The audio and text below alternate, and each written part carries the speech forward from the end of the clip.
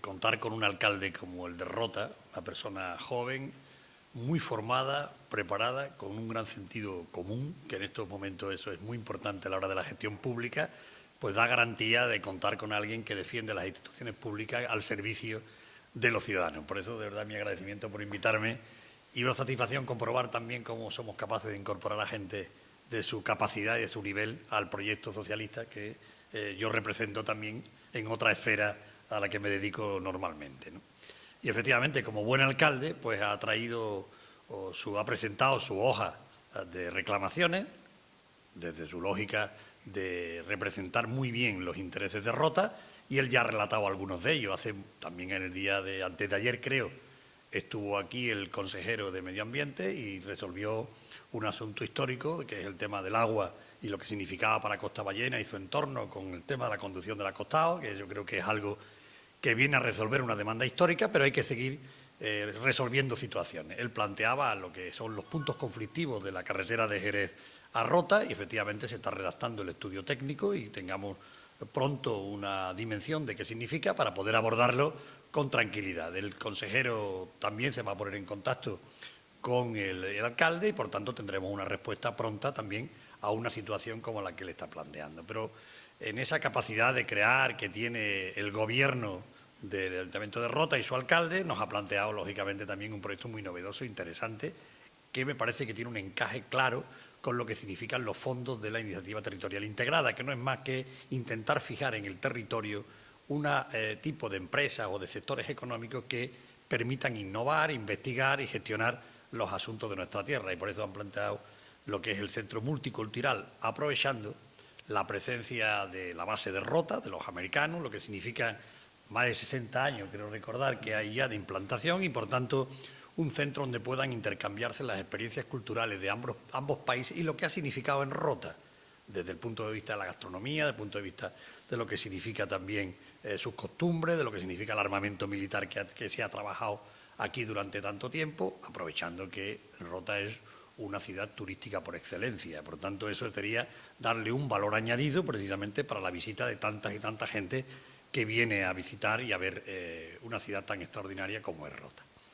También es verdad que nos ha planteado otra serie de actuaciones que el ejemplo es muy claro también, el plan de empleo joven, el plan mayores de 30, que en Rota suponen más de 1.130.000 euros, que van a posibilitar la contratación de un número muy importante de personas, ¿no? Creo que esa es una de las grandes iniciativas que el Gobierno de la Junta también puso en marcha para intentar paliar el drama del desempleo y, por tanto, creo que Rota no va a estar ni ha estado ajena a esa situación y el alcalde pues está aprovechándolo para proyectos innovadores también en Rota. Esas son las cuestiones que le hemos estado dando vuelta, ahora vamos a continuar y efectivamente a las 12 vamos a ver al comité de empresa de los trabajadores españoles en la base de Rota. Yo vengo diciendo desde hace ya mucho tiempo que no es entendible que en el momento en el que hay un aumento de marines, un aumento de la carga de trabajo en nuestras bases militares, la de Rota y la de Morón, se esté produciendo al mismo tiempo el despido de personal español. No tiene lógica, porque no se entiende y porque además no es justo. Y el Gobierno de la Junta exige al Gobierno de la Nación que se implique, que hable, como debe hacerlo, con las autoridades militares y hable con el Gobierno norteamericano y exija la corresponsabilidad necesaria teniendo en cuenta que la existencia de las bases en nuestro suelo, que llevan ya mucho tiempo, tiene que tener también la correspondiente compensación al territorio en el que se asienta. Y una de esas compensaciones fundamentales es la creación de empleo y el trabajo estable de los españoles en las bases militares. Solidarizarnos con la situación que ahora viven los trabajadores despedidos del aeropuerto, pero yo me voy a poner en contacto, como ya lo hice con el anterior ministro, el señor Morener, me voy a poner en contacto con la ministra de Defensa, a la que le voy a exigir un compromiso claro de defensa de los intereses de los trabajadores españoles en la base. Creo que el día 30, si no estoy mal informado, vendrá la ministra a los astilleros, a Navantia, precisamente para la botadura de un ban,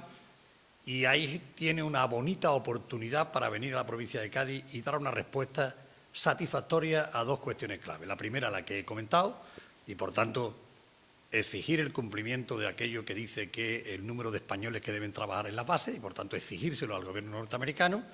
y explicar también para la Bahía de Cádiz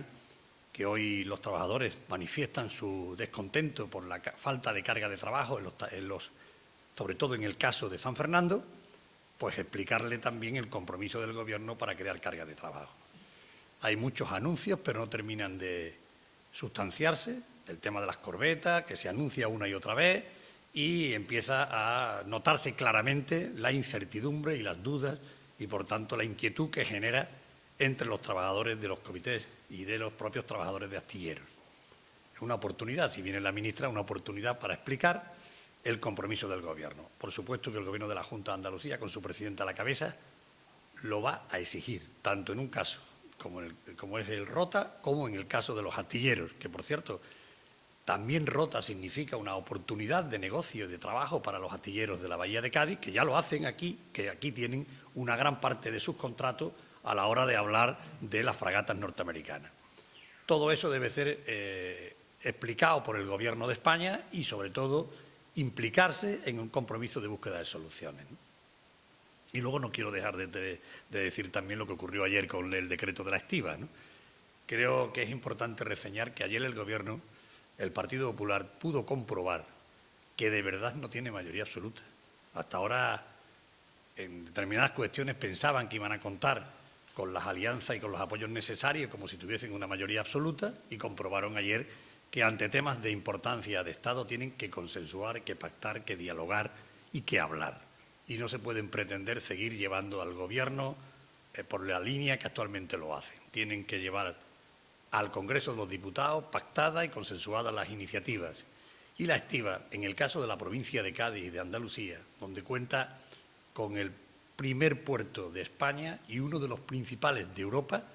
con 1.800 trabajadores de la estiba, de los 6.000 que hay en España, no podía ser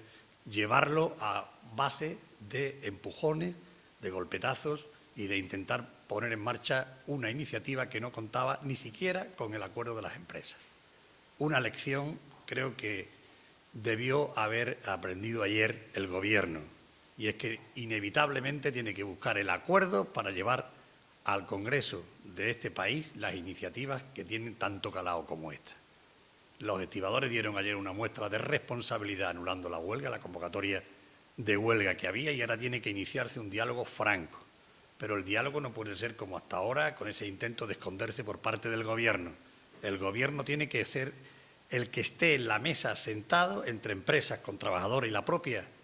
implicación del Gobierno para posibilitar que haya un acuerdo que resuelva definitivamente la cuestión que está planteada. Cumplimiento de la sentencia para liberalizar la estiba, pero al mismo tiempo respeto a lo que significa el trabajo de los estibadores y, por supuesto, un acuerdo con las empresas para que los puertos no sufran una situación como la que previsiblemente iba a ocurrir si la huelga hubiese sido un hecho. Y en el caso del campo de Gibraltar, del puerto de Algeciras,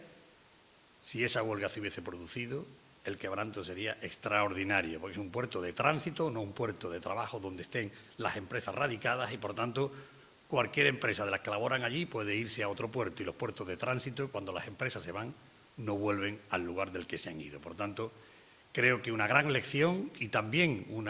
alto grado de responsabilidad por parte de los trabajadores que retiraron la huelga, y el compromiso de la Junta de Andalucía, de su propia presidenta, del Gobierno, de seguir empujando para que haya un acuerdo entre empresas y trabajadores que facilite la incorporación de la sentencia europea.